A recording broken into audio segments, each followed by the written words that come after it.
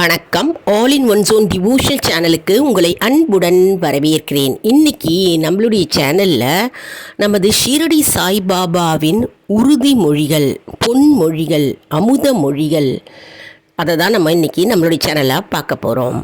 அதற்கு முன்னால் நம்மளுடைய சேனலை தான் ஃபர்ஸ்ட் டைம் பார்க்குறவங்களா இருந்தாலும் சரி, சப்ஸ்கிரைப் பண்ணாமல் பார்க்குறவங்களா இருந்தாலும் சரி, நம்ம சேனலை சப்ஸ்கிரைப் பண்ணிக்கோங்க. கூடவே அந்த பெல் பட்டனை ப்ரெஸ் பண்ணிக்கோங்க. ஆல் என்கின்ற ஆப்ஷனையும் ப்ரெஸ் பண்ணிக்கோங்க. அப்போ தான் நான் போடுற வீடியோஸ் எல்லாம் உங்களுக்கு உடனுக்குடன் நோட்டிஃபிகேஷனில் மிஸ் பண்ணாமல் தெரிய வரும். சரி, வாங்க இப்போ நம்ம வீடியோக்குள்ளே போகலாம். இன்றைக்கி வியாழக்கிழமை இல்லையா? இன்றைக்கி சில பேர் வீட்டில் ஷீரடி சாய்பாபா வச்சு பூஜை செய்வாங்க. பூஜை செய்கின்ற வழக்கம் இருக்கும். அதாவது ஷீரடி சாய்பாபாவுடைய சிலை வைத்து அதற்கு பால் அபிஷேகம், பன்னீர் அபிஷேகம், எல்லா அபிஷேகம் செஞ்சுட்டு சந்தன குங்குமம் வச்சு அலங்காரம் செஞ்சு புஷ்பங்களால் அர்ச்சிக்கிற வழக்கம் இருக்கும்.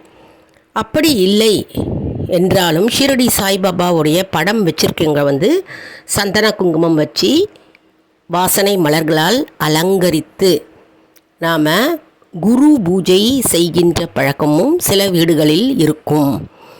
இன்றைக்கி ஷீரடி சாய்பாபாவின் அமுத மொழிகளை பற்றி நம்ம பார்க்கலாம். அதாவது ஷீரடி சாய்பாபா என்ன கூறுகிறார் என்றால், நான் எப்போதும் உங்களுடனேயே இருக்கிறேன், உங்கள் இதயமே என் இருப்பிடம். அதாவது பகவான் என்ன கூறுகிறார் என்றால், நம்முடைய கூடே இருக்கிறார் பகவான். அதாவது ஆபத்து காலங்களில் அவர் நம்முடைய கூடவே எப்பொழுதுமே இருக்கிறார். நம்ம கூப்பிட்ட குரலுக்கு ஓடோடி நம்மை காப்பாற்றுவார். அதான் இப்போது முதல் அமுத மொழியை நம்ம பார்த்துட்டுருக்கோம். உங்களுடைய இதயமே என்னுடைய இருப்பிடம், என் இருப்பிடம். அதாவது ஷீரடி சாய்பாபாவை நம்ம மனதார உருகி வேண்டி அவரை நம்ம நமஸ்கரித்து ஆத்மார்த்தமான பக்தியை செலுத்தினால் கண்டிப்பாக நம்முடைய இதயத்தில் அவர் குடிக்கொள்வார். எப்படியும் பாபா நம்முடைய இதயத்தில் இருப்பார். நம்ம கூப்பிட்ட குரலுக்கு ஓடோடி நம்மை காப்பாற்றுவார். அதனால் உங்களுடைய இதயமே என்னுடைய இருப்பிடம், பகவானுடைய இருப்பிடம் நம்முடைய இதயமே என்று பாபா கூறுகிறார். அதாவது ஷீரடி சாய்பாபாவை பூஜை பண்ணிக்கிட்டே வருபவர்கள் சில பேர் அவர்களுடைய அனுபவத்தை கூறுகிறார்கள். அதாவது ஒரு சகோதரி கூறுகிறார், அதாவது வியாழக்கிழமை தோறும் பூஜை செய்வார்களாம். அதாவது அவங்க வீட்டில் பூஜை செஞ்சுட்டே வராங்களாம். பூஜை செஞ்சுட்டே வரும்பொழுது பாபாவுக்கு பால் அபிஷேகம் செய்யும் பொழுது பாபாவுடைய முகம் ஒவ்வொரு வியாழக்கிழமையும் மாற்றத்தை அவங்க காண்கிறார்களாம். அதாவது முகம் சிரிச்ச முகமாக இருக்கிறது. அடுத்த வியாழக்கிழமை பார்த்தா ஒரு மாதிரி முகம், தெய்வீக முகம், ஒரு மாதிரி தெய்வீக முகம்தான் இருக்கிறது பாபாவுக்கு. ஆனால் முகம் மாற்றத்தை அவருக்கு தெரிவிக்கிறாராம். அதனால் ஷீரடி பாபா அவர்கள் வீட்டில் குடிக்கொள்கிறார் என்று அவர்களுடைய அனுபவத்தை கூறுகிறார்கள். அதாவது பால் அபிஷேகம் செய்யும் பொழுது பாபாவுக்கு பூஜை செஞ்சுட்டே வரவங்களுக்கு இந்த அனுபவம் தெரியும். பாபாவை சரணாகதியாக அடைந்து அவரையே நினைத்து கொண்டு பக்தியுடனும் நம்பிக்கையுடனும் சரணாகதி அடைந்தால் கண்டிப்பாக ஷீரடி சாய்பாபா நம்முடைய இதயத்தில் குடிக்கொள்வார். நாம் கூப்பிட்ட குரலுக்கு ஓடோடி நம்மை எப்பொழுதும் காப்பாற்றுவார். எப்போவுமே அவர் நம்மை கைவிட மாட்டார் என்று முதல் அமுத மொழி கூறுகிறது. அடுத்த அமுத மொழி என்றால், அதாவது எவன் என்னை மிகவும் விரும்புகிறானோ அவன் என்னை எப்போதும் காண்கிறான், நான் அவனது அருகில் இருக்கிறேன். அதாவது என்னை யார் விருப்பமுடன் கூப்பிடுகிறார்களோ, பக்தியுடனும் என்னை விரும்புகிறார்களோ, எப்போதும் அவர்கள் என்னை காண்கிறார்கள். அது மட்டும் இல்லை, அவர்கள் அருகில் நான் இருக்கிறேன். எப்போதுமே அவருடைய கூடவே இருக்கிறேன். எப்பவுமே பக்தர்கள் கூடவே பகவான் இருக்கிறார்.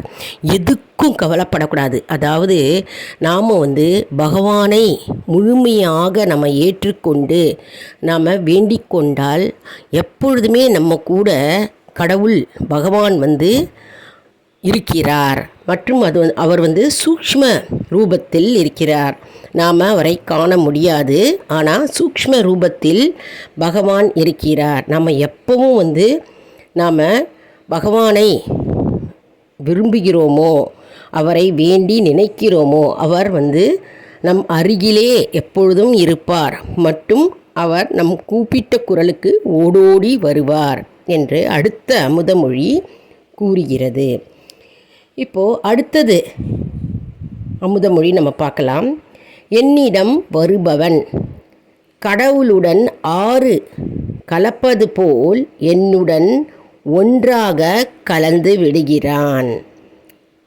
அதாவது பாபா கிட்ட வரும்பொழுது அவரையே நினைத்து அவரையே சதா சர்வபொழுதும் பூஜை செய்யும் பொழுது ஆறு எப்படி கடலில் போய் கலக்கிறதோ, ஆறு ஓடிண்டே இருக்கும், ஆனால் கடலில் போய் அது கலக்கிறதோ, அதே போல் நம்ம இறைவனுடன் ஒன்றாக கலந்து விடுகிறோம் அப்படின்னு கூறுகிறார். அடுத்த அமுதமொழி, என் மீது உங்கள் சுமைகளை வையுங்கள், நான் நிச்சயமாக அதை தாங்கி உங்களுக்கு அபயம் தருவேன். அப்படின்னா நாம் ஷிரடி சாய்பாபாவை நினைத்து வேண்டிக் கொண்டு பூஜை செய்து நம்முடைய கஷ்டங்கள் துன்பங்கள் எதுவாக இருந்தாலும் பாபா கிட்ட அவரிடம் தெரியப்படுத்துங்க. அவரிடம் தெரியப்படுத்தினா கண்டிப்பாக அந்த துன்பங்கள் எல்லாம் அவர் ஏற்றுக்கொண்டு அவர் தாங்கி கொண்டு பாபா என்ன பண்ணுவார், நமக்கு அபயம் தருவார். அதாவது அதற்கான வழியை கண்டிப்பாக தருவார். மேலும் அவர் நம்மை அந்த துன்பத்திலிருந்து நம்மை விடுவிப்பார், நம்மை கண்டிப்பாக காப்பாற்றுவார் என்று அடுத்த அமுதமொழி கூறுகிறது.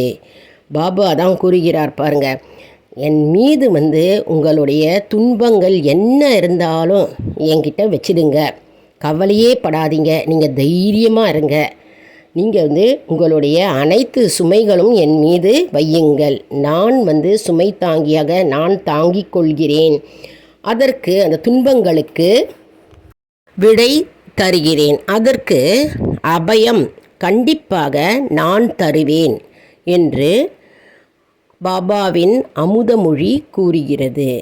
அடுத்த அமுதமொழி பார்க்கலாம். அதாவது ஷிரடி சாய்பாபா கூறுகிறார், உடலால் உலகத்துக்கு கடமைகளை செய்யுங்கள், மனதை கடவுளுக்கு அளித்து விடுங்கள்.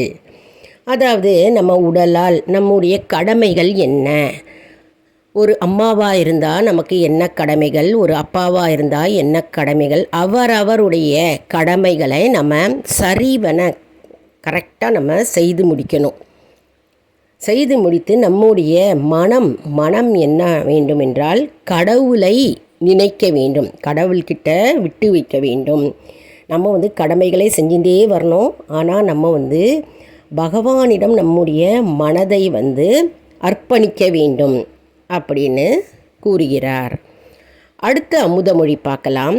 கடவுள் கருணையானவர், நல்லவர்களுக்கு தீங்கு வருவதை அவர் ஒருபோதும் அனுமதிக்க மாட்டார். கடவுள் எப்பொழுதும் கருணை வடிவமானவர் இல்லையா, நம்ம எல்லாருக்கும் தெரியும்.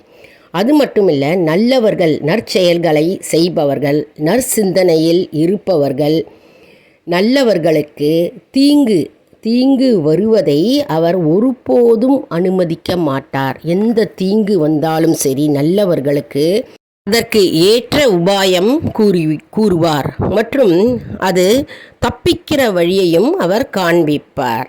அடுத்தது என்னவென்றால், முதலில் பசியோடு இருப்பவர்களுக்கு உணவு கொடுத்து பின்பு நீ உண்ணுவாயாக, அதுவே சிறந்த தர்மம்.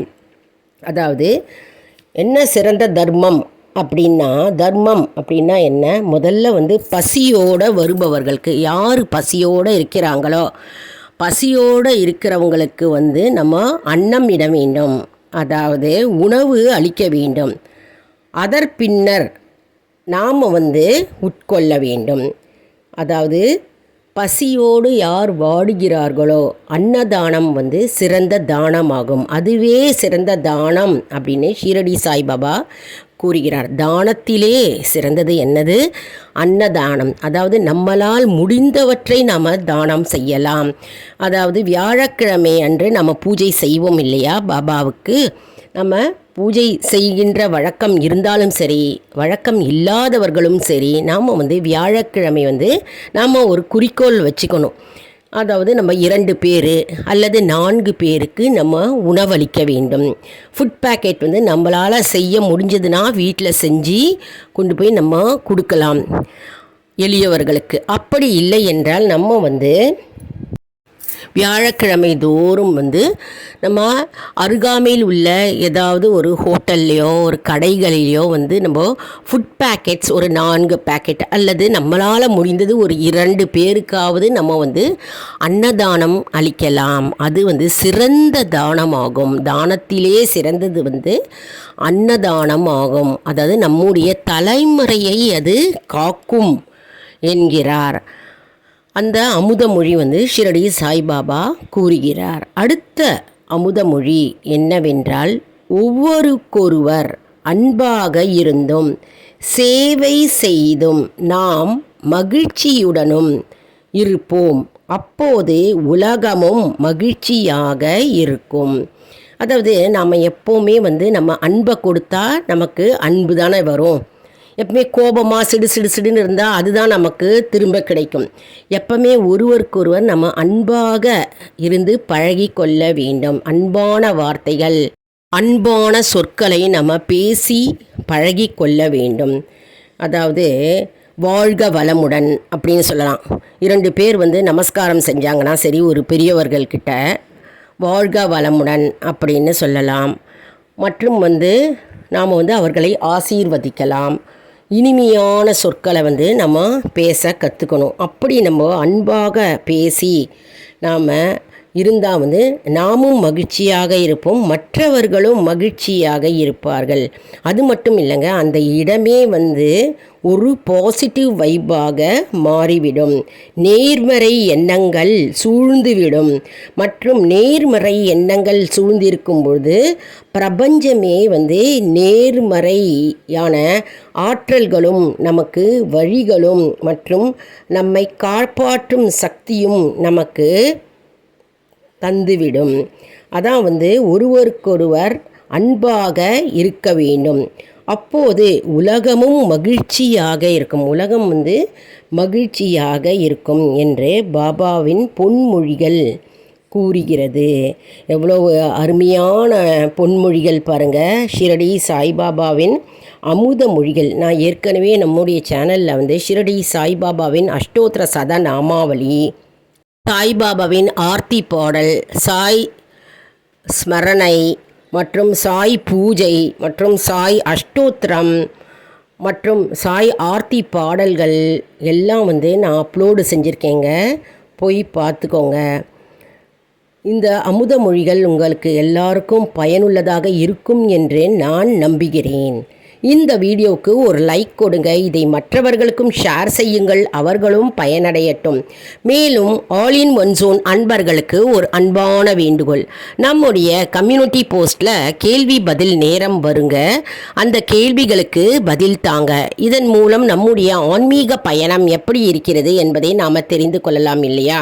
இது ஒரு ஊக்கமாகவே நமக்கு அமையும். அதனால் நம்முடைய சேனலை மறக்காமல் சப்ஸ்கிரைப் செய்து கொள்ளுங்கள். இது சப்ஸ்கிரைப் செய்தவர்களுக்கு மட்டுமே தெரிய வரும். மற்றும் வியாழக்கிழமை தோறும் ஷீரடி சாய்பாபா கோவிலில் போய் நீங்கள் வியாழக்கிழமை தோறும் ஷீரடி சாய்பாபாவை தரிசியுங்கள். வீட்டுக்கு அருகாமையில் உள்ள ஷீரடி சாய்பாபா கோவிலுக்கு கூட நீங்கள் போய் பகவானை தரிசனம் செய்து நாம் வரலாம். இது அற்புதமான பலனை தேடி வந்து நம்மை அடையும். அதனால் ஷிரடி சாய்பாபா வியாழக்கிழமை விரதம் எப்படி செய்வது, என்ன பூஜை வழிமுறைகள் என்று அடுத்த வீடியோவில் அப்லோடு செய்கிறேன். நன்றி, வணக்கம்.